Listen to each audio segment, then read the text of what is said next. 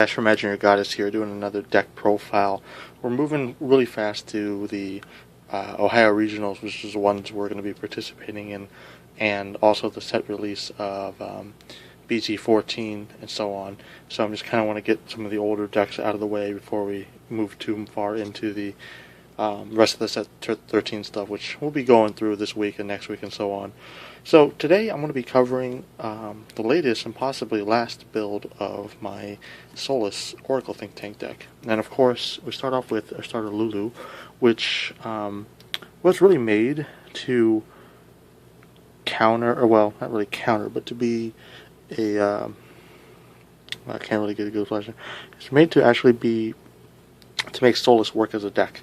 Well, what ended up happening, though, was that she became one of the best starters for OTT in general, if not the best. And what happened there is that because she is when you ride her, she comes out, she plus ones herself, or breaks even, whatever you want to, grid 3, when you ride grid 3, so whatever you want to say. And also lets you draw cards, so she's a +1 or +2 depending on how you see it. And she's just really too good, and you want to use her in most Oracle Think Tanks in general. Then, moving on, I run about 12 critical triggers, and OTT, kind of part of our game here is that they use, crit triggers are pretty dangerous, and when you draw a lot like OTT does, 10k shields are a lot better for you, and also chances of being crit. People don't like to be crit, of course, and you want to be able to you want to kill them fast, basically, as much as you can. You want to be aggressive, and that's kind of what it lets you do. And then, of course, 4 heal triggers. I use 3 different arts because that's what I like. There you go. And that's really good because if you didn't want to use Lulu, I don't know why you wouldn't, but you could use this as a starter, and I think this was the starter before some of the Tsukuyomi and so on came out. But these can shuffle back in the deck, and if you play it right, or if you're in a pinch where you're going to deck out or something, you can actually shuffle these back in and kind of prevent yourself from decking out, or just preventing the inevitable. And it's not that bad. It's pretty cool doing that. Moving into the grade 1s, I run, of course, 4 perfect shields, and this is the new Tetra Magis because they're a lot cheaper than chocolates. So I moved my chocolates to my Battle Sister deck and sold my excess, and now I have these, and I like the art a bit better too. But then the Magis Perfect Shield, and basically, you don't want to really have a bunch of crap like Raging Forms and whatever killing you all the time. So you want to be able to Perfect Shield that if you can. Then I run 4 Omelet. This version of the deck actually becomes Soulless a lot more often than most of the other variants I've tested out, and really, she's also here because she's a 7k and 10k attacker as well, which is really nice because you want that kind of aggressiveness in the deck and options. Basically, I'm all about utility.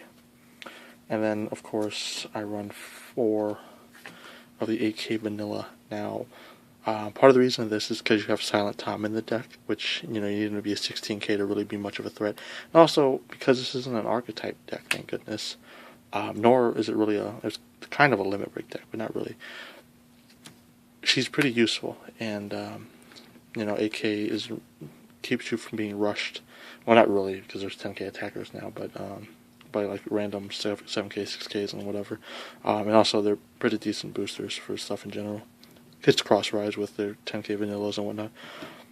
And then I run 2 Lemonade, and Lemonade is the new OTT card that when you play her on rearguard, you can Soul Blast 2 if you have Oracle Think Tank Vanguard. You can choose 2 cards from damage zone and put them face up. So she's basically an unflip 2 if you can Soul Blast, which is another method of going Soulless in this deck, which is really nice. I don't use her a lot, but in general, because you have to call her somewhere on the field, and there's not really a good spot to call her. So then moving on to my grade 2s, I run 4 10k vanillas. Again, this is because she's Battle Sister. I like the art, whatever, but good tank. You want to ride this grade 2, and you want her to kind of absorb the damage, because you're probably not going to really play anything your first 2 turns because you want to take the damage so you can Coco maybe. So she's pretty good, and she's pretty solid in general. 10Ks are solid. but a lot of people don't like them because you know, you get your 9K gimmicky stuff with whatever. Moving on, I run 3 macarons, and these are 12K attackers, a battle sister. If you have a battle sister, Vanguard, of course, so they're pretty decent for a late game because you want to be on Monaka late game. She's just a lot better defense and all that, and Coco, you know, you want Coco early game, you want Monaka late game, and these are your late game attackers. So about 3 of those, and then I run, of course, 4 Silent Toms. Now, Silent Tom is one of the best cards ever printed, in my opinion. Yeah, it seems like there's quite a lot of those, but there's really only a handful, I promise. And he basically doesn't let your opponent call grade 0s to guard. So it's kind of like Glory Maelstrom and all of that, but he wins games, basically. 16K attacks, and you put, with all these crit triggers in his deck, you put it on him, and he can win you games. And that's why you play him. And there's 4 of him, and at first I didn't really like 4 because I was riding him all the time, but I've kind of grown to like it a lot more, and I don't ride it as much as well, so that's pretty good. Moving into grade 3s, I run 4 Scarlet Witch Coco, and once again, another one of the great cards that printed that makes it really hard for people not to play her in OTT because she's just so good. Basically, you ride her, and in conjunction with Lulu, it's a +3 because Lulu will come out, that'll break even the ride. Lulu lets you draw 1, and her counterblast 2 lets you draw 2. So for being soulless, so it's a +3 on ride with this in this deck, and it's what you want to ride first, and maybe ride 2 of them together or something like that. So you ride 1, and you ride the next one. That's kind of ideal there. And she's a 13K attacker too, which is pretty good. So she attacks for 13K when on Vanguard. I believe it's when you attack another Vanguard. Oh, no, it's soulless. It's a soulless ability. That's not bad. Okay, so, yeah. Well, she's always soulless for me, so I never really think about it.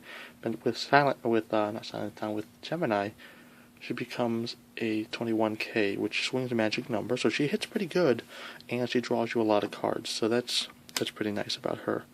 And moving on to the last card in this deck, I run 4 Monaka. This is the Monaka version of the deck. I say that she's pretty good. I like this version. Slightly above the Cookie version. Cookie's kind of a bit more aggressive. This is kind of a tankier build because you're tanking, essentially. And she is a Counterblast 1 Persona Blast Summer Break. And you look at the top 5 cards, you put 2 of them in your hand, and the rest of the bottom in the order. And this can let you stack triggers. I mean, not really. Realistically, you're not really going to stack that many triggers. Where you're not going to really get to the stack as much as you think.